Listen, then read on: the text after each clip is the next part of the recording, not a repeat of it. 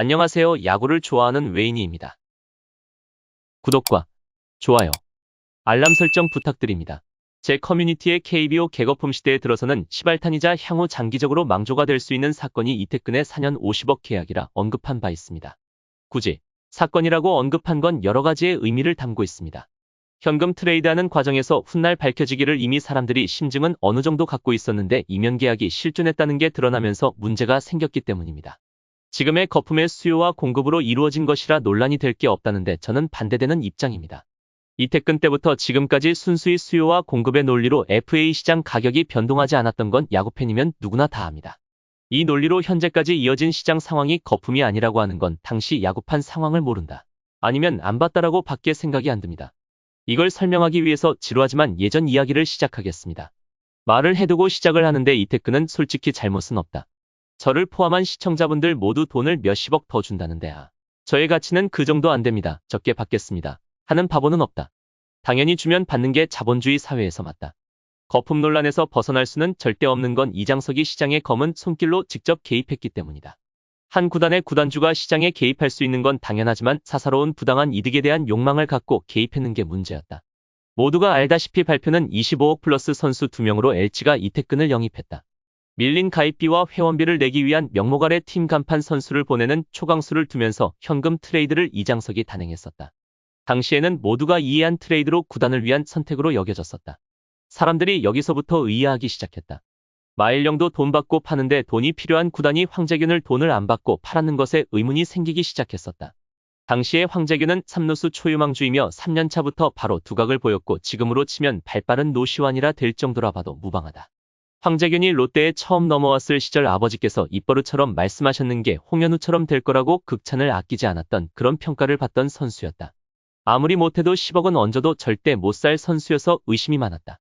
황재균 이후로 현금을 빼는 트레이드가 많았는데 믿지 않는 사람이 더 많았다. 그건 현실이 되었고 실제로 대부분의 트레이드가 현금을 꼈다. 시작부에 말했던 이태근 트레이드도 실제로는 38억이었고 축소 발표를 통해 13억이라는 뒷돈이 밝혀졌었다. 문제는 선수 트레이드로 인한 현금 발생액을 이장석이 인센티브로 0.5%씩 가졌는 게 드러났다는 것이다. 이 당시의 장부를 확인하지는 못했지만 정황상 25억에 대한 인센트비를 챙기지 않았다고 할 수 없고 부당이득 13억에 대한 행방은 이장석만 알고 있다.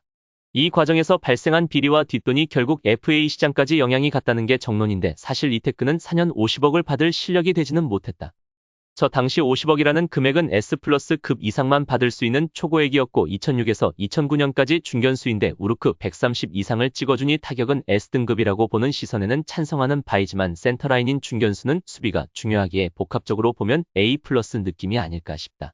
수비가 문제는 없지만 비슷한 시기 이종욱에 비해 확연히 떨어지는 건 부정할 수 없다. 문제는 LG로 트레이드 되고 난 후에 있다. 센터라인을 본 것도 아니고 일루와 코너웨어 위주로 봤으며 FA 직전 2년 동안 풀타임을 소화하지 못했다. FA는 직전 3년 동안 얼마나 꾸준했나, 얼마나 잘했나, 그리고 풀타임을 돌면서 내구성이 입증이 되었는가가 중요하다. FA 3년 중 2년은 일루를 포함한 코너 위주로 돌았는 것 치고는 일반적으로 무난한 편에 속하고 꾸준하다 보기에도 계속 떨어졌다. 이건 요즘 시계 세이버가 아니라 클래식 자체가 떨어진 것도 크다. 우르크라는 개념을 적용하지 않던 시대였을 때라 고타율의 도루가 많거나 아니면 고타율의 홈런이 많던 게 평가가 높았었다.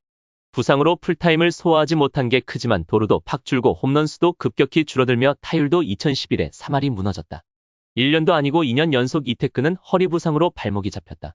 이태근은 FA 계약 당시 만 30세가 이미 넘어 어찌 보면 가장 중요한 것이 몸 상태이자 내구성 부분이라고 할 수 있다.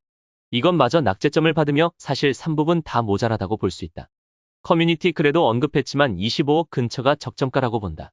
2011년에 FA로 나온 이태근을 도저히 S급이라고 평가할 수 있는 부분은 없다. 잘 쳐줘야 A고 저 시기 한정으로는 B+급도 시선에 따라 가능하다. 2010 시즌 후 박용택이 FA로 총액 34억 원에 계약했었다. 똑같이 박용택의 성적도 알아봐야 할 것이다. 세이버나 클래식으로 보든 둘 다 부진했다. 대신 2009 때 엄청난 버닝이 있었고 2010은 세이버는 부족하지만 당시 클래식을 보던 관점에서는 무난한 해였다고 볼 수 있다. 박용택, 이태근 둘 다 커리어적으로 훌륭할지라도 FA 직전 3년은 서로 특별하지는 않았다. 그리고 많고 많은 사람들 중에 박용택을 언급한 것은 이태근이 현대부터 히어로즈까지 이어지는 프랜차이즈 스타라 FA 때 돈을 더 많이 받을 만했다는 의견도 있었는데 그렇게 따지면 박용택 또한 LG의 프랜차이즈 스타였다. 솔직히 이태근은 30억을 넘으면 안 됐었다. 박용택은 총액이 34억이지만 실제로 보장 금액은 7억에 불과했다. 순수 4년이 아닌 3+1의 계약에 마이너스 옵션이 붙은 그야말로 험난한 계약이었다. 요즘 야구를 보기 시작한 세대들은 잘 모르지만 예전에는 생각보다 A급 이상의 선수들한테도 마이너스 옵션이 붙는 경우도 꽤 있었다. 현재는 플러스 옵션만 있지만 당시에는 좀 달랐었고, 이렇게 보면 이태근의 개런티 위주의 50억 계약은 적정 가격선을 아득히 초월한 걸 알 수 있다. 박용택처럼 옵션 위주가 아닌 개런티 위주로 가려면 프랜차이즈 선수인 걸 감안해도 30억 언더로 가는 게 정상이다. LG가 우선 협상에서 제시한 조건은 3+1년 27억 원이었고, 최대 자세한 옵션은 모르지만 30 플러스 알파로 박용택과 비슷한 수준이었다.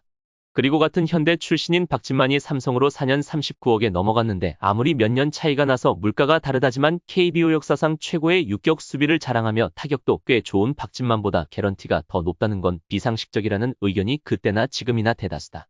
현재까지 가장 많이 얘기가 나오는 게 적발된 금액이 아닌 발표된 가격 25억 플러스 적정 가격선 25억 부근을 합친 50억을 줬다는 말이다. 당시에는 위와 같은 정보가 없었기 때문에 이태근과 이장석 간 커넥션이 있는 게 아닌가 라는 의심 기반의 썰만 난무했고, 예를 들어 장정석의 리베이트 사건 등이다. 위 자료가 공개되고 나서는 퍼즐이 맞춰지게 되었다. 왜냐면 그렇게 하더라도 이장석에게는 13억이 남기 때문이다. 이장석은 왜 이태근을 적정가를 초월한 금액으로 굳이 영입했을까? 이장석의 행보와 정황을 기반으로 뇌피셜을 가미해보면 이장석은 이태근의 눈물을 닦아주고 싶었다로 선수들을 위하는 모습. 팬들에게는 프랜차이즈 스타를 되찾아 올 것이다 로 팬들을 생각하는 모습. FA에 큰 투자를 할 수 있다는 셀링이 아닌 전력 강화를 보여주는 모습. 보여주기 식으로 인한 이미지용 언플을 하기 위한 카드가 이태근이었다. 이태근을 큰 금액으로 영입을 해야 이장석이 원하는 모든 걸 챙길 수 있었다. 이태근이라는 선수로의 가치를 보고 영입한 것이 아니다. 이장석이 뒷돈을 포함한 부당한 이득을 취하는 데 있어 필요한 존재였다. 그 때문인지 현재 장정석 사건의 리베이트 관행의 시발점이 야구팬들은 이태근의 첫 FA 계약으로 추정하고 이태근을 포함한 이후의 계약을 모두 조사해야 한다는 의견이 많다. 타 선수들과의 비교에 있어서나 이장석의 부정적인 의도에 있어서나 이태근은 실력에 비해 각종 요소들에 비해 적정가보다 아득히 초월한 금액을 받은 건 변함없는 사실이다. 문제는 한번 이렇게 주면 비슷한 급의 선수들의 마지노선 금액이 강제적으로 형성된다는 것이다. FA 개거품 시대의 시발탄을 알린 건 이태근 계약이지만 김주찬의 4년 50억 계약으로 쐐기를 박아버렸다. 김주찬도 FA 전의 요즘 시대 기준으로는 잘한 게 절대 아니다. 일루나 좌익수를 주로 보면서 우르크 120이 되지 않는 건 타격적으로 평타도 못 친다고 보는 게 맞다. 하지만 당시의 관점에서는 3할과 발이 빠르면 가치가 높았다. 김주찬은 60개의 도루도 했으며 거의 30개는 깔고 갔었다. FA 직전에 3할 언저리를 쳤고 2011을 빼고는 풀타임을 소화했다. 코너로 옮겼음에도 클래식 스탯에서 하향 곡선을 그리고 부상으로 2년 연속 날린 이태근도 4년 50억을 받는데 김주찬이 못 받을 이유는 없었다. 김주찬은 마지노선을 50억을 잡고 계속 고수했으며 결국에는 기아와 계약하며 성사시켰다.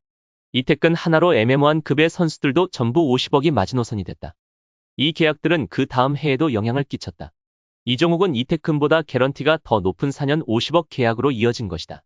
2009를 제외하고는 풀타임을 항상 소화할 정도로 내구성이 좋았고 한 번씩 부진했지만 3할 언저리를 치는 30도루를 깔고 가는 타자. 옛날 기준으로 고평가 받는 타자였다. 물론 현대야구의 세이버 관점에서도 타격은 중견수 치고 좋은 편이다. FA 직전 3년 2012가 부진했지만 나머지는 중견수 치고 잘했다. 센터라인이 수비가 중요하기에 수비가 우수한 이종욱은 각 선수의 FA 기점에서 김주찬, 이태근에 꿀릴 게 없고 오히려 좋았다. 게다가 이종욱은 KBO 역사상 가장 수비가 좋다는 3인방 중 하나다. 현재 최고의 중견 수비를 자랑하는 건 명실상부 박혜민이다. 옛날에는 논란의 여지가 없는 LG의 이병규고 그 사이 계보를 잇는 선수가 바로 이종욱이었다.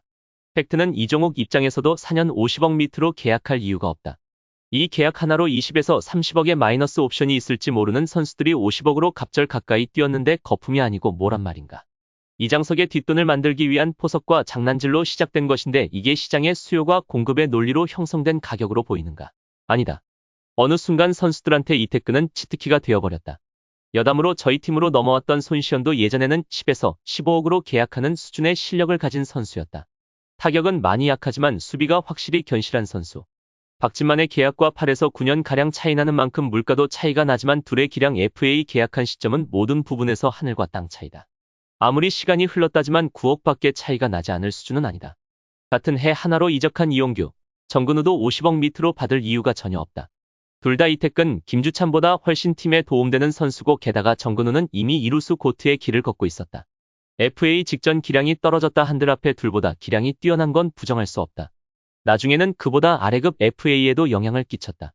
클래식이든 세이버든 타격 능력은 심각하게 떨어지는데도 수비와 빠른 발만 보고 쓰는 이대영도 4년 24억의 계약을 성사시켰다. 타격은 몰라도 중견수에서 수비는 확실하게 하는 어떻게 보면 반쪽 선수인데 그거 하나로 이태근의 절반 정도 되는 금액을 받았다. 나무위키의 역대 FA에 대한 정리들이 있는데 이태근 이후로 얼마나 말도 안 되게 뛰었는지 직접 보는 게 더 빨리 와닿을 것이라 생각된다. 문제는 여기서 한술 더 떠서 리베이트 관행이라는 내용이 엠팍에도 돌고 야구 기자들도 쓰고 있다. 원래는 조금씩 늘어야 될 게 특정 사건들에 의해 한 번에 몇십억씩 뛰었던 것이다.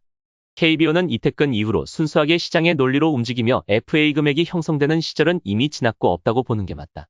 KBO가 2023까지 이어지면서 거품이 아니라는 말에 반하는 의견을 제시하자면 팩트는 앞에 1년의 사건들이 있었기에 현재 30에서 40억은 뻥튀기로 그 정도 받을 수 있다고 생각하고 있다.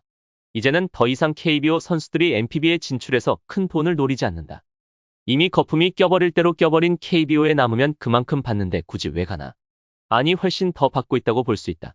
KBO에서 그렇게 잘하고 간 멜 로하스 주니어는 한신에 간 2년 동안 뿌직뿌직 싸다가 결국에 방출당했다. 총액 2년 550만 달러의 개런티가 500만 달러였다. 환율을 정확하게 따져야겠지만 편하게 1달러 입구로 1,000원을 잡으면 연 25억쯤 된다고 보면 되고 잘 알지 못할지도 모르는 곳에서 언제 방출당할지 모르는 위험 속에 뛰어야 한다. 로하스는 NPB에서 2군급 선수였는데 비슷한 수준의 KBO 선수들은 실질적으로 2군에 좀 더 가깝다고 보면 될 것이다. 그리고 NPB 입장에서는 한국 선수도 용병일 뿐이다. 예전에는 이렇게 큰 돈과 성공을 위해 진출했지만 지금은 NPB라는 시장을 고려조차 하지 않는다.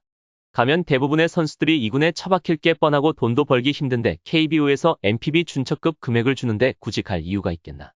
수들이 나쁘다는 건 아니다. 물론 내가 선수라도 그렇게 했을 것이다.